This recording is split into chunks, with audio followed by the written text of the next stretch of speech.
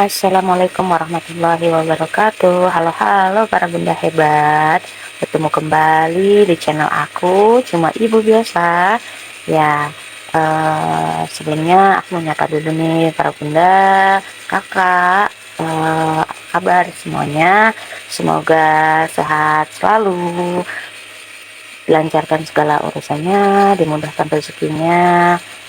Kalau sedang sakit, Allah pulihkan kembali keadaannya.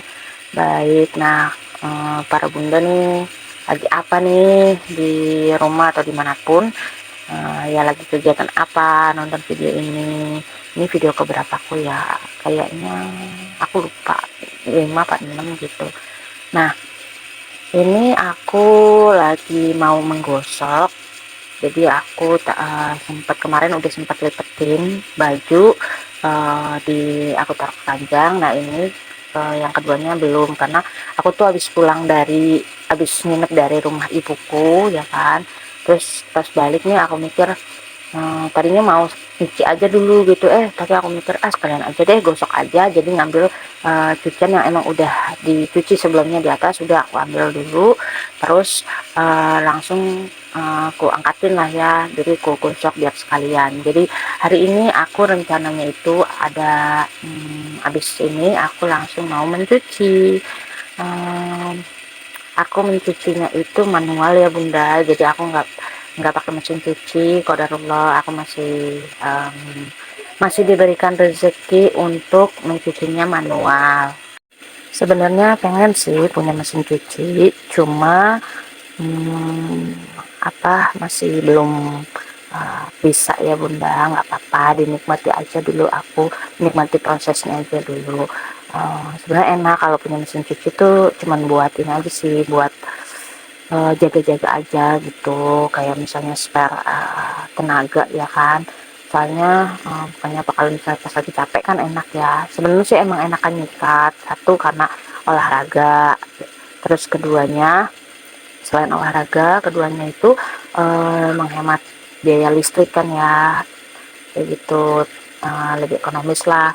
Yang ketiganya itu secara cucian tuh menurutku secara hasil lebih bersih disikat bun, tuh kan. Makanya aku lebih senang, sebenarnya sih emang lebih senang disikat dan manual gitu dibandingkan pakai mesin cuci. Cuma memang menurutku mesin cuci juga perlu perlu diadain sih itu kalau memang ada rezeki lebihnya.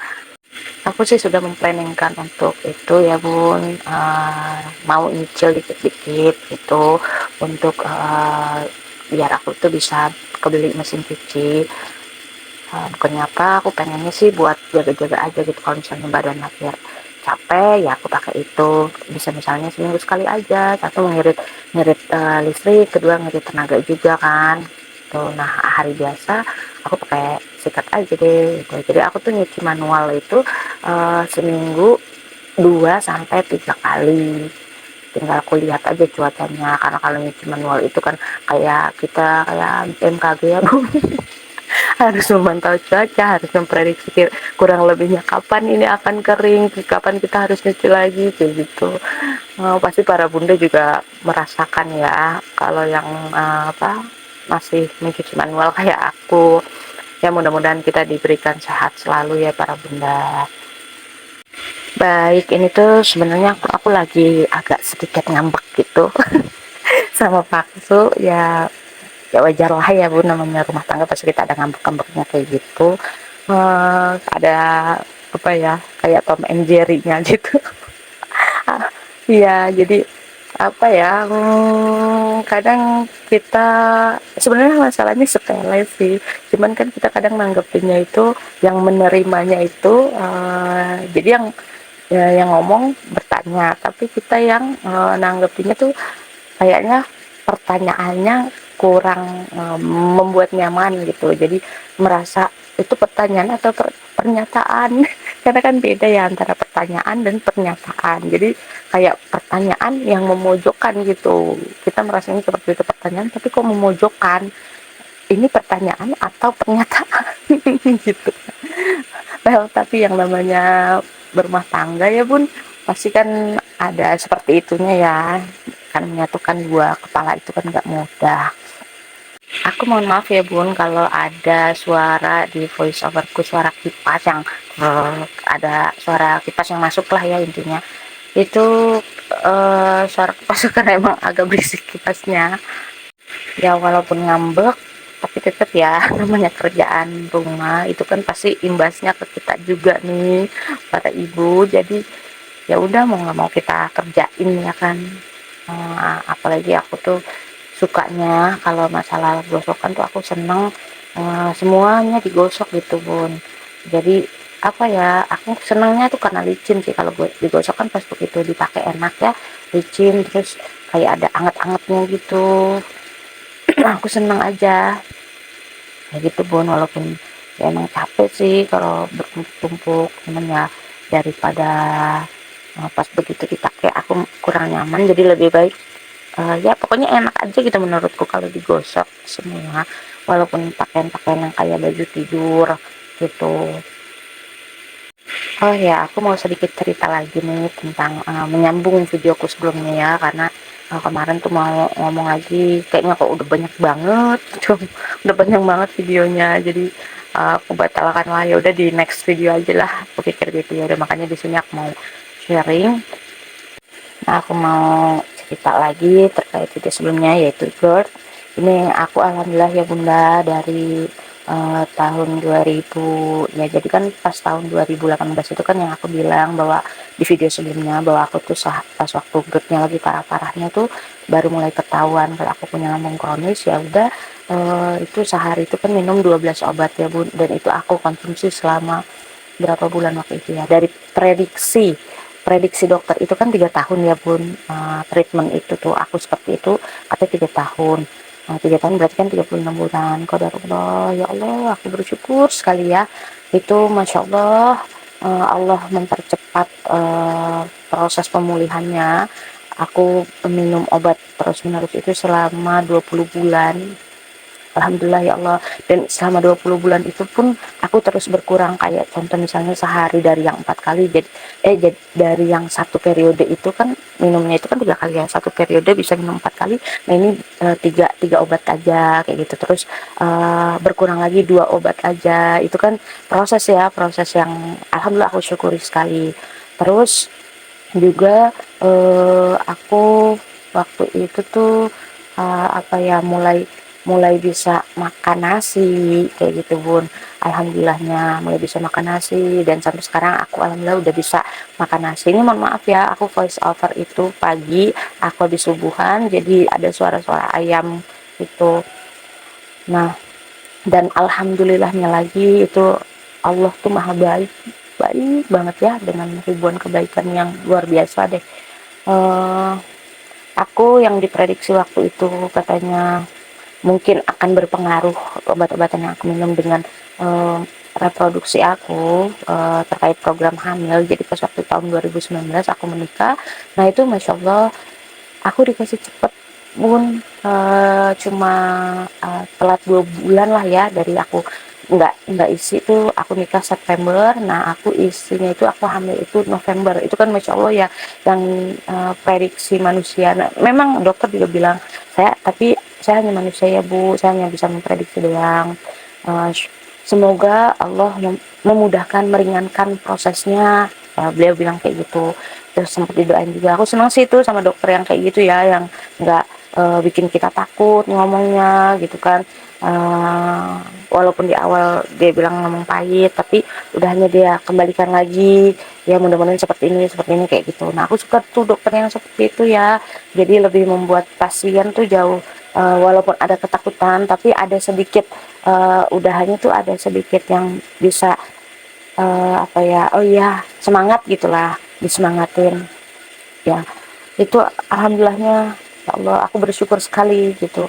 Allah tuh baik banget ya di balik ujian yang aku rasain kemarin. Jadi kalau misalnya orang-orang tuh kemana-mana ya, cewek-cewek gitu kan, hangout itu di tas itu adalah full make up gitu kan. Kalau aku enggak Pun, kemana-mana tuh aku harus bawa eh, obat. Obat yang 4 jenis itu pasti aku bawa. Misalnya aku lagi nonton nih ya kan, nonton sama teman, udah waktunya aku minum obat nih, tank gitu kan, udah harusnya aku minum obat.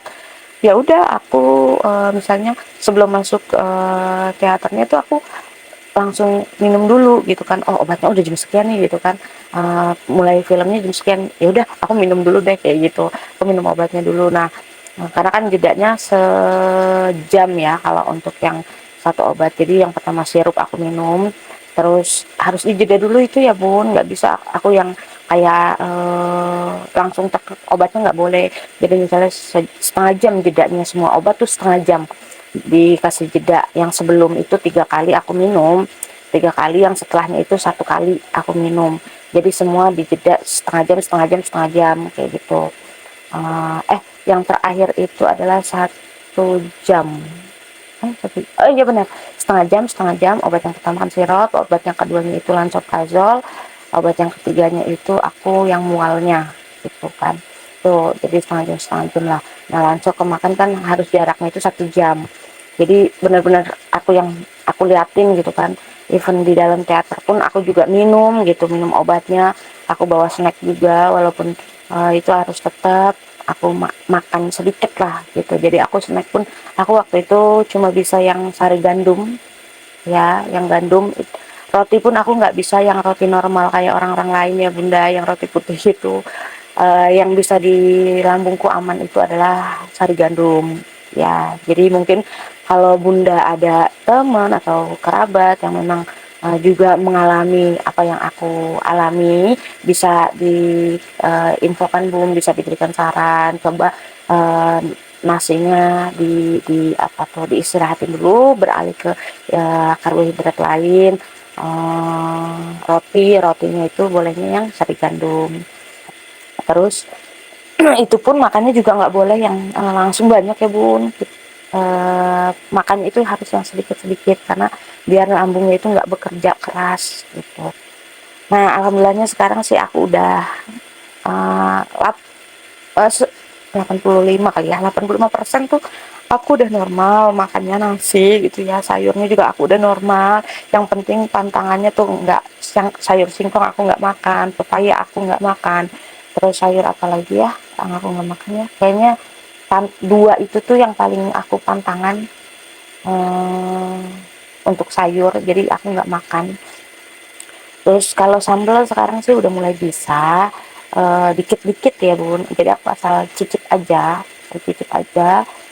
itu pun kalau aku merasa badanku lagi fit, kalau enggak ya nggak bisa gitu bun, karena memang kalau badanku lagi nggak fit terus aku trigger dengan makan kayak gitu ya kan, aku makan yang asem atau yang pedas, nah itu akan men-trigger GERD-ku gitu. Tapi kalau badanku lagi sehat, aku lagi ngerasa fine-fine aja gitu ya, terus nggak lagi banyak pikiran juga, nah itu aman-aman aja aku makan sambal ya, walaupun makannya secuil ya, paling seujung sendok doang, cuman asal sekedar rasa doang gitu bun. Baik, terus apalagi ya, ya itulah, aku udah normal bisa makan santan. Oh iya, santan yang tadinya nggak boleh ya bun, tapi balik lagi kalau dalam kondisi badan aku yang fit, kalau enggak itu akan tetap aja men-trigger. Jadi kalau aku lagi ngerasa kurang fit, lebih baik hindari santan, pedas, asam kayak gitu, karena pasti akan memancing sekali itu GERD-nya. Dan terus apa ya, oh iya, habis ini aku mau kasih unjuk ke teman-teman semuanya ya, ke para bunda semuanya, aku mau kasih unjuk gimana aku bikin air takjin ya, karena itu bagus banget yang aku bilang di video sebelumnya. Aku bikin air takjin, karena air takjin itu bisa melapisi dinding-dinding lambung bun.